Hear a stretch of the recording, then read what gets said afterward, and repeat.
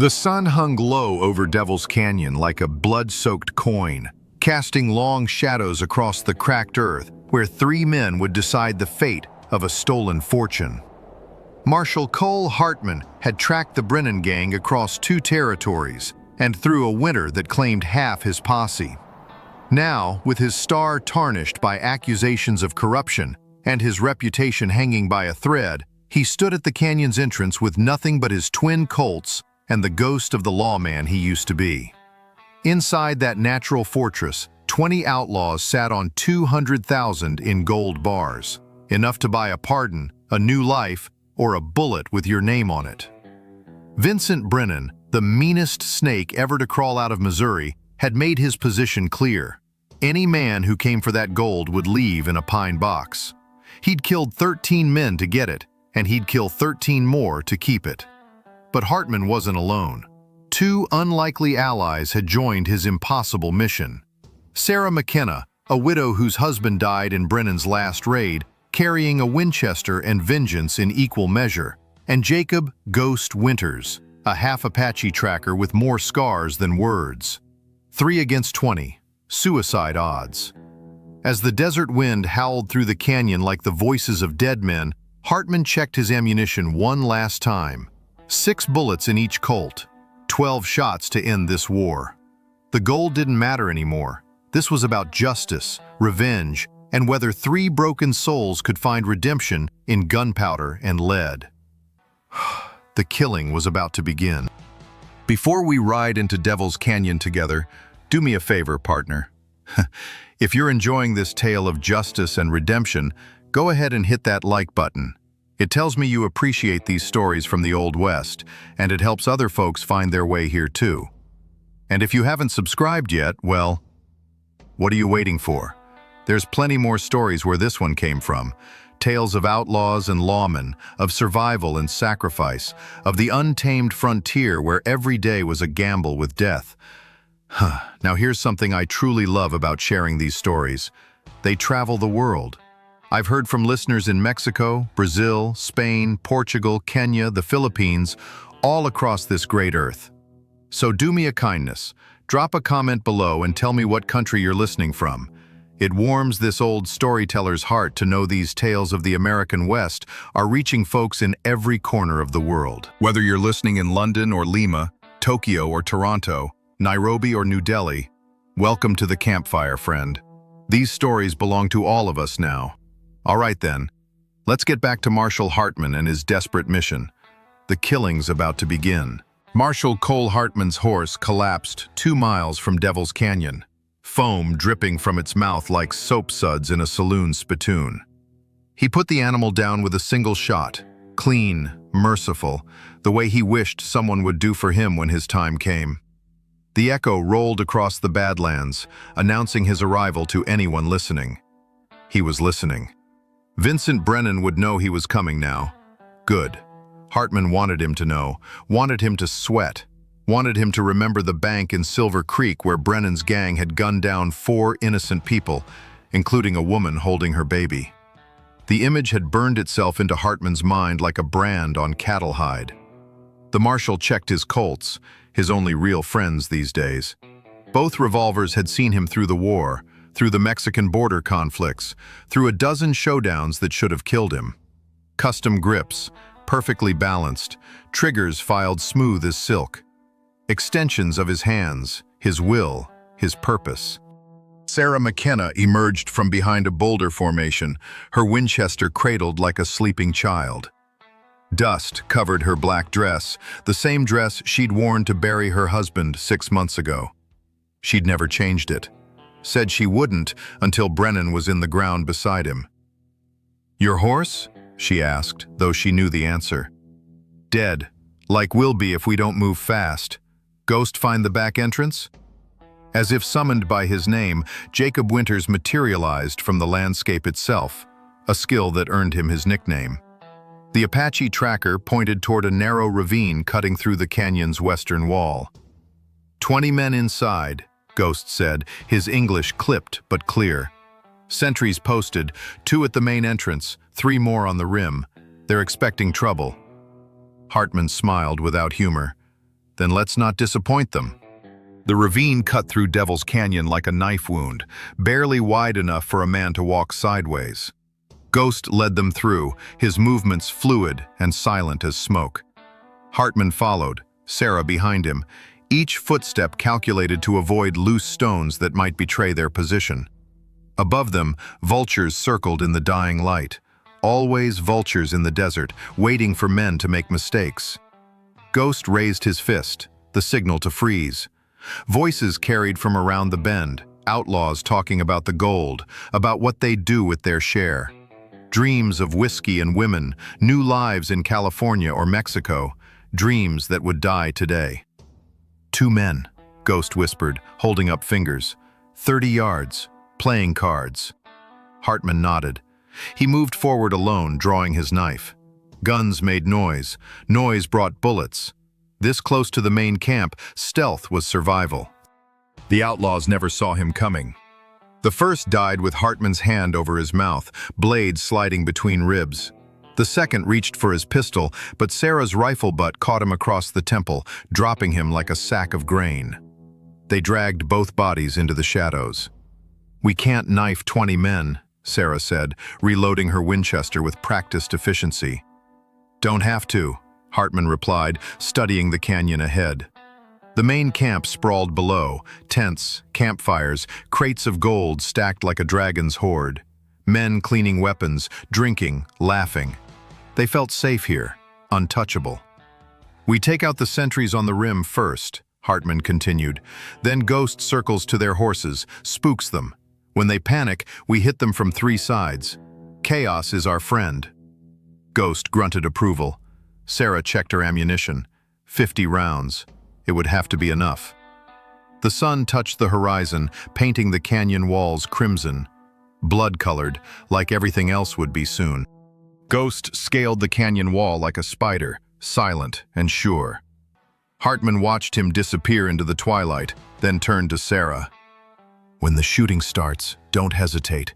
Every second of doubt is a bullet in your chest." "I've killed before," Sarah said flatly. 3 men tried to rob my homestead last spring, left them for the coyotes." Hartman believed her. The frontier made killers of everyone eventually. Survival demanded it. A bird call echoed from above, Ghost's signal. The sentries were down. 3 threats eliminated without a shot fired. The main camp continued their evening routines, oblivious to the death creeping toward them. Hartman and Sarah moved to their positions. He took the high ground overlooking the gold. She positioned herself near the canyon entrance, cutting off their escape route. Ghost would hit the horses on Hartman's signal. 3 shots fired simultaneously. The marshal counted heads. 17 outlaws in camp. 3 dead made 20 total, all accounted for.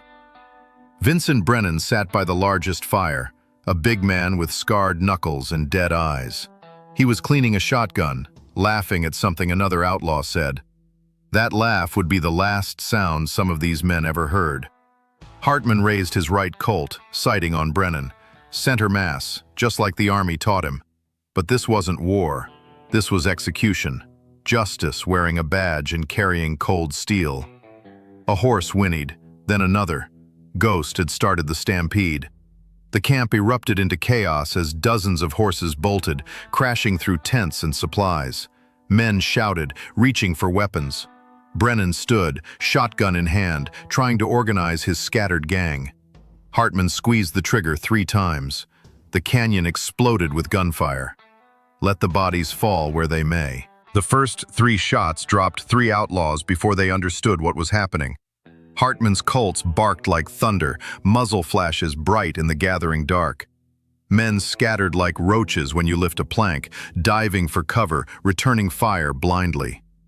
Sarah's Winchester sang its deadly song from the canyon entrance, methodical, 1 shot, 1 body. She worked the lever action like a machine, brass casings glittering as they tumbled through the air. An outlaw trying to reach the horses took her bullet through the spine. Another died reaching for his pistol. "Ambush!" Brennan roared, his voice cutting through the chaos. "Form up! Return fire!" But discipline crumbled under surprise and superior positioning. The outlaws were caught in a deadly crossfire, Hartman above, Sarah at the entrance, Ghost picking off stragglers near the horses.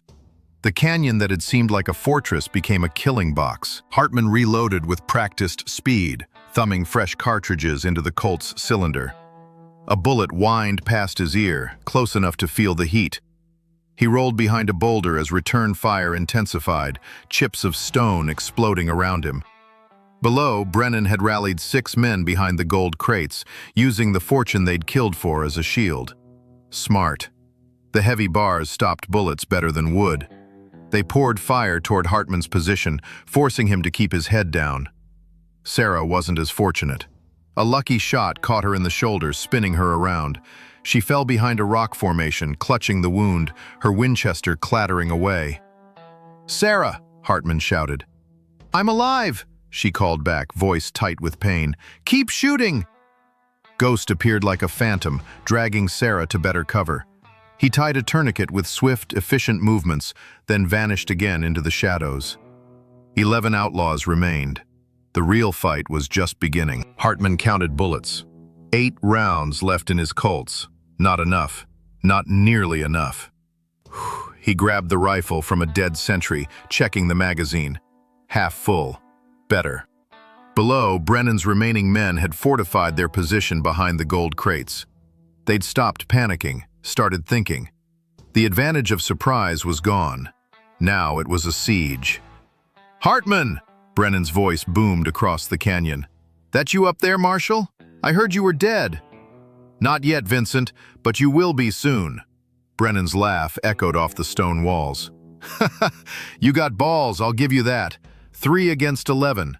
Even if you kill us all, you'll bleed out before you see another sunrise." He wasn't wrong. Ghost moved like smoke through the camp, his knife claiming 2 more outlaws who'd strayed from the group. But the remaining 9 held their position, and Sarah was wounded. They needed to break the stalemate. Hartman studied the camp layout.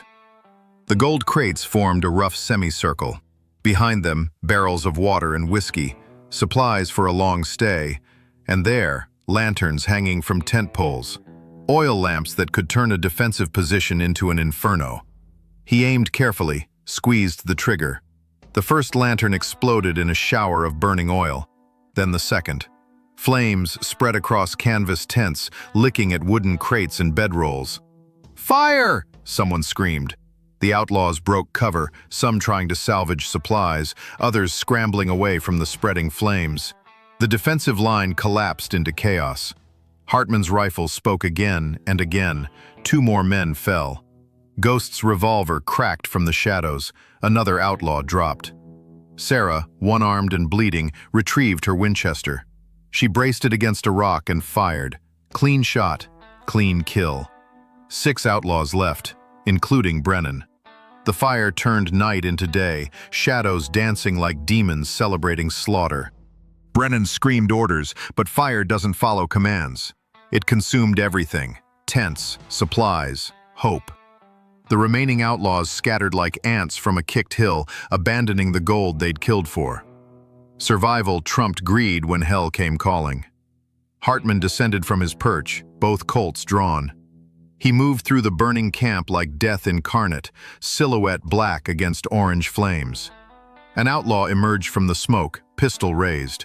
Hartman shot him twice before he could fire. The body fell into the flames, writhing briefly before going still. "Ghost, drive them toward Sarah," Hartman shouted. The Apache understood. He fired into the smoke, herding the panicked outlaws toward the canyon entrance where Sarah waited, pale and blood-soaked but steady. Her Winchester spoke once, twice, 3 times. Each shot found flesh. 3 outlaws remained with Brennan. They'd abandoned the burning camp, retreating to the canyon's far end where shadows offered concealment. Smart. The fire gave them cover to regroup. Hartman reloaded methodically, counting rounds. 4 bullets in each Colt. 8 shots for 4 men. The mathematics of killing. Sarah limped toward him, Ghost supporting her weight. Blood soaked her dress, turning black fabric darker. Her face was pale as desert bones. "I can still shoot," she said through gritted teeth. "You've done enough." Not until Brennan's dead. That was the deal. Hartman studied the woman who'd ridden 200 miles for vengeance. Pain etched lines around her eyes, but those eyes burned hotter than the fires consuming the camp. Then stay here, cover our approach. Ghost and I will flush them out. She nodded, settling behind a boulder with the Winchester across her lap. One arm useless, but her shooting eye clear. Hartman and Ghost advanced into the smoke and shadows where 4 killers waited. The night tasted like copper and ash. Death's work wasn't finished yet. The smoke was thick as wool blankets, burning eyes and lungs. Hartman moved through it with his bandana pulled over his mouth, Colts extended, every sense screaming danger. Ghost flanked him, knife in one hand, revolver in the other. A shadow moved.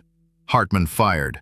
The muzzle flash revealed an outlaw's face for a split second before the bullet erased it.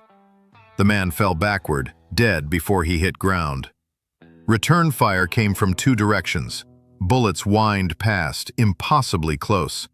Hartman dove behind a collapsed tent pole, Ghost vanishing into the darkness like his namesake. The outlaws were shooting blind, wasting ammunition on fear and smoke. 3 left, Brennan and 2 others. "You can't win this, Hartman," Brennan's voice came from the darkness.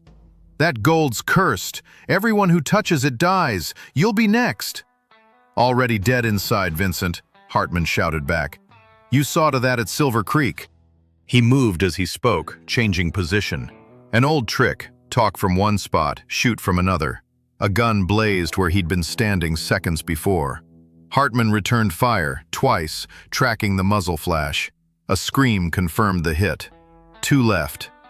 Ghost's knife made no sound, but a man's death rattle did. A wet, choking gurgle, then silence. Another outlaw down. Just Brennan now. The smoke was clearing, blown away by desert wind. The fire had consumed everything burnable, leaving only embers and twisted metal. In the growing visibility, Hartman could see him, Vincent Brennan, standing among the gold bars he'd killed for, shotgun in his hands. Behind Hartman, Sarah's Winchester cracked. The bullet caught Brennan's shoulder, spinning him around.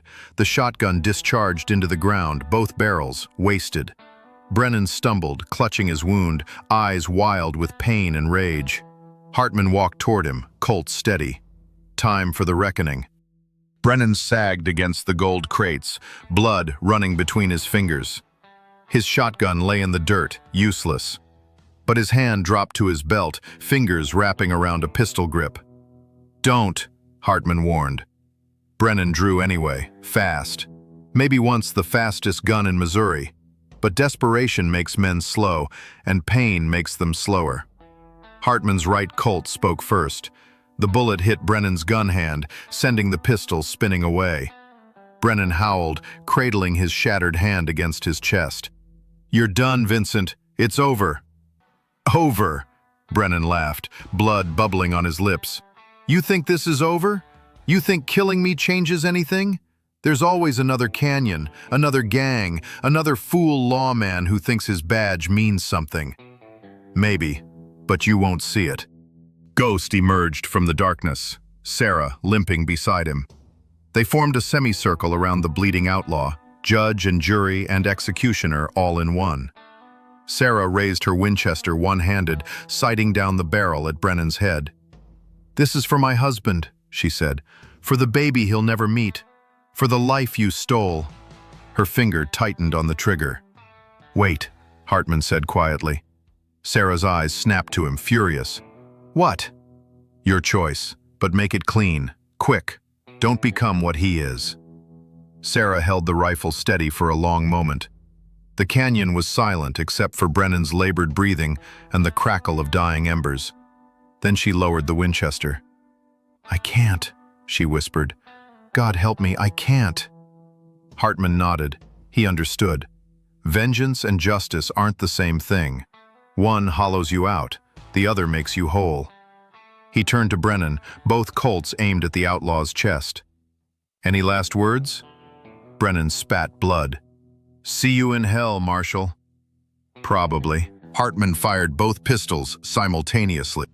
Vincent Brennan died as he'd lived, violent, angry and alone. His body slumped forward into the dirt, eyes staring at nothing. The echo of gunfire rolled across Devil's Canyon like thunder, then faded into silence. Hartman holstered his Colts. His hands didn't shake. They never did. Some men were born for killing, shaped by war and frontier justice into something harder than the land itself. Ghost moved through the camp methodically, checking bodies. 20 men had ridden into this canyon. 20 corpses would stay here, food for vultures and coyotes. The Apache's face showed nothing. No satisfaction, no remorse, just the blank acceptance of survival. Sarah sat heavily on a gold crate, clutching her wounded shoulder. The bleeding had slowed, but infection was coming. Always infection in the desert, where dirt and death mixed like a devil's cocktail.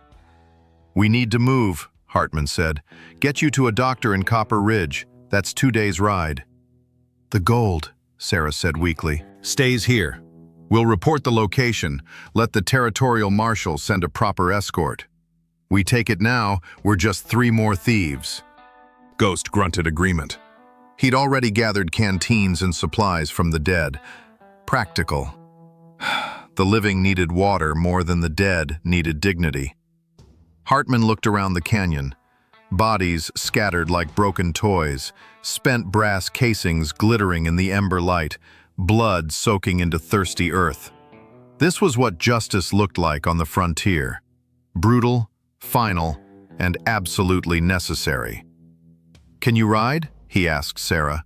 She stood, swaying but determined. "I rode 200 miles to get here. I can ride 200 more." They left Devil's Canyon as the sun rose, painting the eastern sky the color of fresh blood. Behind them, 20 bodies cooled in the morning air. Ahead somewhere, a new day waited, if they lived to see it. 3 figures rode north through the Badlands, silhouettes against the rising sun. Sarah slumped in her saddle, feverish and fading. Ghost rode close beside her, ready to catch her if she fell. Hartman led them, following stars and instinct toward civilization. By noon, Sarah could barely stay conscious. They stopped in a dry wash, Ghost rigging shade from saddle blankets. Hartman cleaned her wound with whiskey that made her scream. The bullet had passed through clean, but infection had taken root. Red lines spread from the hole like veins of poison. "How far to Copper Ridge?" Ghost asked. 12 hours, maybe 15. She won't make it. Hartman knew. He'd seen enough men die from infected wounds to recognize the signs. Sarah's breathing was shallow, rapid. Her skin burned like a cook stove. "Then we push through," he said. "No stopping except to water the horses." They rode through the afternoon heat, through twilight, through a night filled with stars and Sarah's fevered mumbling. She talked to her dead husband, promised the baby would have his father's eyes, begged forgiveness for things she'd never done wrong. Ghost sang quietly in Apache, words Hartman didn't understand but recognized as prayers. The half-breed tracker had more faith than most Christians. Maybe because he'd seen both sides of heaven and hell, understood the thin line separating them. Copper Ridge appeared at dawn, a scatter of buildings clinging to existence in the desert.